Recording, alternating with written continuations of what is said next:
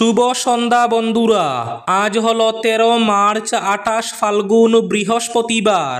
আজকের সন্ধ্যার বিশেষ বিশেষ খবরগুলি হলো, আজ সাংবাদিক সম্মেলন করে মুখ্যমন্ত্রী হিমন্ত বিশ্ব শর্মার কয়েকটি বড় ঘোষণা। নতুন করে সরকারি গড়ের আবেদন জিও ট্যাগিং আরম্ভ হবে আগামী 17 মার্চ থেকে, চলবে 31 মার্চ পর্যন্ত। ইতিমধ্যে নির্বাচিতরা প্রথম কিস্তির টাকা লাভ করবেন আগামী 19 মার্চ। নতুন 3,80,000-এ লাভ করবেন এপ্রিল মে মাসে। ঘোষণা মুখ্যমন্ত্রী ডক্টর হিমন্ত বিশ্ব শর্মার। এবার নতুন গড়ের আবেদনে জিও ট্যাগিং করতে পারবেন নিজে নিজে। আগামী 31 মার্চ প্রকাশ পাবে আত্মসহায়ক গোষ্ঠী এসএইচজি মহিলাদের প্রথম কিস্তি পাওয়ার তালিকা। তালিকায় যাদের নাম থাকবে তাদের প্রথম কিস্তির 10,000 টাকা দেওয়া হবে আগামী 1 এপ্রিল থেকে, বললেন মুখ্যমন্ত্রী হিমন্ত বিশ্ব শর্মা। আজ সন্ধ্যা থেকেই রাজ্যের বিভিন্ন প্রান্তে শুরু হয়েছে মুষলধারে বৃষ্টি, শিলাবৃষ্টি। বরাক উপত্যকার বিভিন্ন প্রান্তেও শুরু হয়েছে বৃষ্টি। শিলচর ফ্লাইওভার নির্মাণের প্রাথমিক কাজ 3 মাসের মধ্যে শুরু হবে, আজ বললেন মন্ত্রী কৌশিক রায়। এক হৃদয় বিদারক ঘটনা, স্ত্রী পা চেপে ধরার পর পেটায় মেয়েরা, ব্যক্তির মরদেহ উদ্ধার। হোলির রং না লাগাতে ত্রিপল কাপড়ে ঢাকা হলো মসজিদ, নামাজ প্রার্থনার সময়ে পরিবর্তন। 2026-এর জুলাইয়ের মধ্যে 5 গ্রাম এবং 27-এ বদরপুর বাইপাসের কাজ শেষ হবে, জানালেন মন্ত্রী চন্দ্রমোহন পাটোয়ারি। কড়া আইন আনছে কেন্দ্র, সংসদে বিল পেশ। এবার বৈধ নথি ছাড়া ভারতে ঢুকলেই 5 বছরের জেল। সম্বলের শাহী জামা মসজিদের পক্ষে রায় আদালতের। এবং শেষ খবরটি, শ্রীভূমি তথা করিমগঞ্জ সীমান্তে 4.35 কিলোমিটার অঞ্চলে বিজিবির বিরোধিতার জন্য কাঁটা তারের বেড়া দেওয়া যাচ্ছে না, বললেন মন্ত্রী অতুল বরা।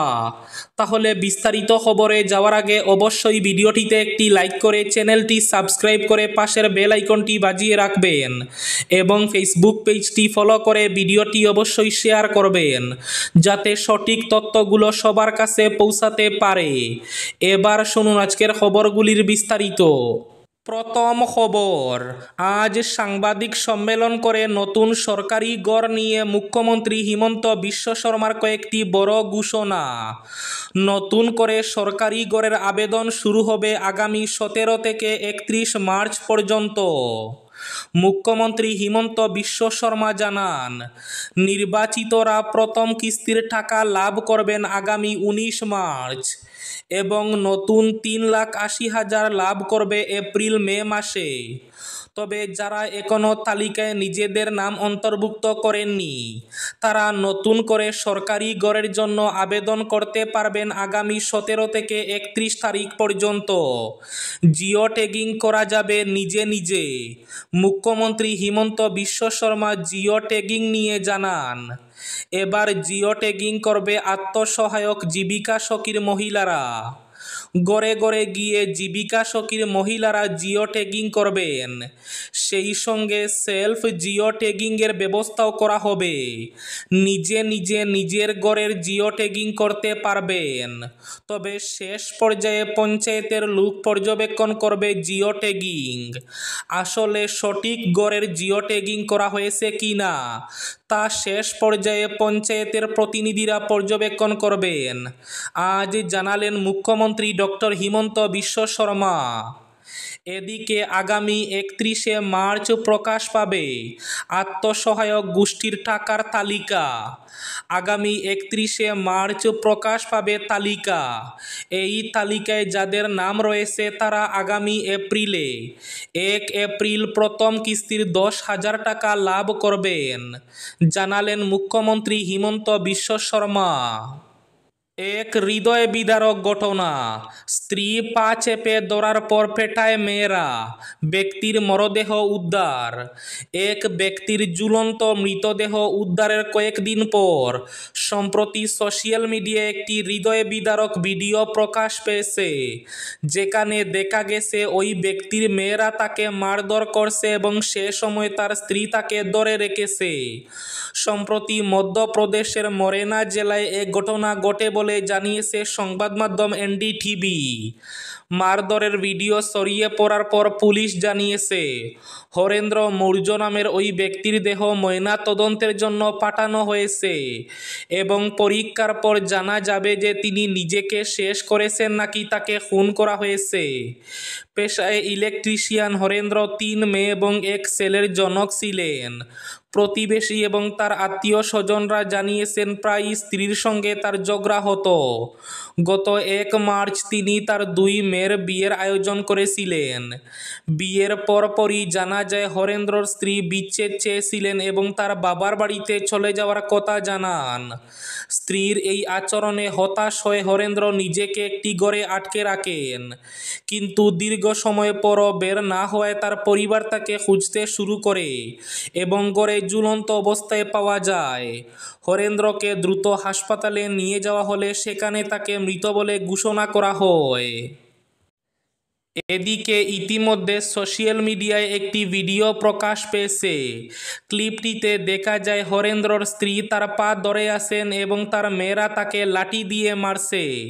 তাকে যন্ত্রণায় চিৎকার করতে দেখা যায়। এক পর্যায়ে তার ছোট ছেলে তার বোনকে থামাতে চেষ্টা করে, কিন্তু বোন তাকেও মারধরের হুমকি দেয়। সে যখন ছাড়া পাওয়ার চেষ্টা করে তখন তার স্ত্রী তাকে আবার ধরে ফেলে এবং আক্রমণ চলতে থাকে। হোলির রং না লাগাতে ত্রিপল কাপড়ে ঢাকা হলো মসজিদ। নামাজ প্রার্থনার সময়ে পরিবর্তন। আগামীকাল শুক্রবার পড়েছে এবারের হোলি। চলছে পবিত্র রমজান মাসও।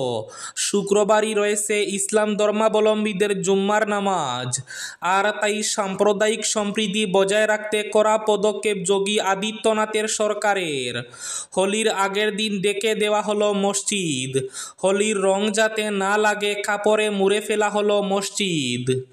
উত্তরপ্রদেশের বিভিন্ন জেলার মসজিদগুলি ত্রিপল দিয়ে ডেকে দেওয়া হয়েছে বলে জানা গেছে। এছাড়াও স্পর্শকাতর এলাকা চিহ্নিত করে বাড়তি পুলিশ মোতায়েন করা হয়েছে। শুক্রবারের প্রার্থনার সময়ও পরিবর্তন করেছে মসজিদ কর্তৃপক্ষ। উত্তরপ্রদেশের মুসলিম সম্প্রদায়ের বিভিন্ন বিশিষ্টজনেরা জানিয়েছেন, শুক্রবারের নামাজ প্রার্থনার সময় পরিবর্তে দুপুর 2টায় করা হয়েছে। আবহাওয়া বিভাগের পূর্বাভাস অনুযায়ী আজ সন্ধ্যা হতেই রাজ্যের বিভিন্ন প্রান্তে শুরু হয়েছে মুষলধারে বৃষ্টি। হচ্ছে প্রচণ্ড শিলাবর্ষণ। এদিকে বরাক উপত্যকার বিভিন্ন স্থানেও সন্ধ্যা হতে শুরু হয়েছে মুষলধারে বৃষ্টি। আগামী 2 থেকে 3 দিন এরকম বৃষ্টির পূর্বাভাস দিয়েছে আবহাওয়া মন্ত্রক। শিলচর ফ্লাইওভার নির্মাণের প্রাথমিক কাজ 3 মাসের মধ্যে শুরু হবে, আজ বললেন মন্ত্রী কৌশিক রায়। 2025-26 সালের অসম বিধানসভায় পেশ করা অর্থমন্ত্রী অজন্তা নেওগের বাজেটে শিলচর ফ্লাইওভার নির্মাণের জন্য 700 কোটি টাকা বরাদ্দ করা হয়েছে। শিলচরের যানজট নিরসনে শুরু থেকে মুখ্যমন্ত্রী হিমন্ত বিশ্ব শর্মা গুরুত্ব দিয়ে আসছেন। আর বিজেপি শিলচরে ফ্লাইওভার নির্মাণ করা হবে বলে যে প্রতিশ্রুতি দিয়েছিল তা এখন বাস্তবায়নের পথে। শিলচরের ফ্লাইওভার নির্মাণের প্রাথমিক কাজ আগামী 3 মাসের মধ্যে শুরু হবে। এছাড়া বরাক উপত্যকা উন্নয়ন বিভাগের জন্য বাজেটে 100 কোটি টাকা বরাদ্দ করা হয়েছে। আগামী এপ্রিল মাসের মধ্যে বিভিন্ন বিভাগের অধীনে প্রকল্পগুলির জন্য এই তহবিল ব্যবহার করা হবে। বরাক উপত্যকা উন্নয়ন বিভাগের নতুন অফিস দিশপুরে সি ব্লকে খোলা হবে। আজ বৃহস্পতিবার শিলচরে কাছাড় জেলা বিজেপির কার্যালয়ে এক সাংবাদিক সম্মেলনে একথা জানান রাজ্যের খাদ্য ও সামরিক সরবরাহ বিভাগ, খনিজ এবং বরাক উপত্যকা উন্নয়ন বিভাগের মন্ত্রী কৌশিক রায়। সম্বলের শাহী জামা মসজিদের পক্ষে রায় আদালতের। সম্বলের শাহী জামা মসজিদের রঙের কাজ সম্পর্কিত আবেদন আলাহাবাদ উচ্চ আদালত আংশিকভাবে গ্রহণ করেছে। উচ্চ আদালত মসজিদ কমিটিকে জামা মসজিদে রং করার অনুমতি দিয়েছে। তবে আদালত কমিটিকে মসজিদের শুধু বাহ্যিক দেওয়াল রং করার অনুমতি দিয়েছে। মসজিদের কাঠামো ক্ষতিগ্রস্ত হতে দেওয়া যাবে না। আলাহাবাদ উচ্চ আদালত বলেছে যে মসজিদের বাহ্যিক দেওয়ালে বৈদ্যুতিক আলো স্থাপন করা যেতে পারে, তবে কোনো কাঠামো ক্ষতিগ্রস্ত না করে।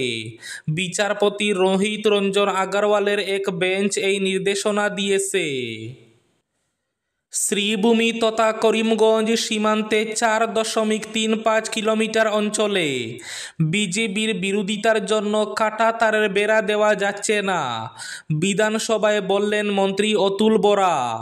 অসমের শ্রীভূমি জেলায় ভারত বাংলাদেশ সীমান্তে কুশিয়ারা নদীর ধারে ভারতীয় জনবসতিপূর্ণ 4.35 কিলোমিটার অঞ্চলে বর্ডার গার্ড অফ বাংলাদেশের আপত্তির জন্য কাটা তারের বেড়া দেওয়া যাচ্ছে না। বিধানসভার বাজেট অধিবেশনে কংগ্রেস দলের বিধায়ক জাকির হোসেন শিকদারের উত্থাপন করা এক প্রশ্নের উত্তরে একথা জানিয়েছেন রাজ্যের সীমান্ত সুরক্ষা উন্নয়ন বিভাগের মন্ত্রী অতুল বরা। এবার শেষ খবরটি।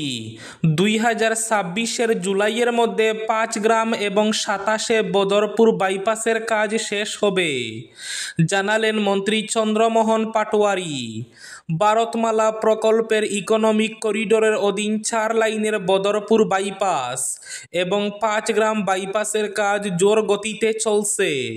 ইতিমধ্যে এই সড়কের নাহারপুর তেলিটিকর সংযোগী বরাক নদীর উপর সেতু এবং বাগমারা শিয়ালটেক বরাক নদীর উপর সেতুর কাজ 35% সম্পূর্ণ হয়েছে। বৃষ্টি শুরু হওয়ার আগেই সেতুর নিচের কাজ করতে দিনরাত এক করে চলছে নির্মাণকারী সংস্থা। সব ঠিকঠাক থাকলে 2026 জুলাইয়ের মধ্যে 5 গ্রাম বাইপাসের কাজ শেষ হয়ে যাবে। এমনকি বদরপুর বাইপাসের কাজ 2027 মধ্যে শেষ করে গাড়ি চলাচল শুরু হবে। বিধানসভা অধিবেশনে কাটিগড়ার বিধায়ক খলিলুদ্দিন মজুমদারের এক প্রশ্নের উত্তরে মন্ত্রী চন্দ্রমোহন পাটোয়ারি এই কথা জানান। এই ছিল আজকের সন্ধ্যার বিশেষ খবরগুলি। ভিডিওটি অবশ্যই লাইক করে শেয়ার করে দেবেন।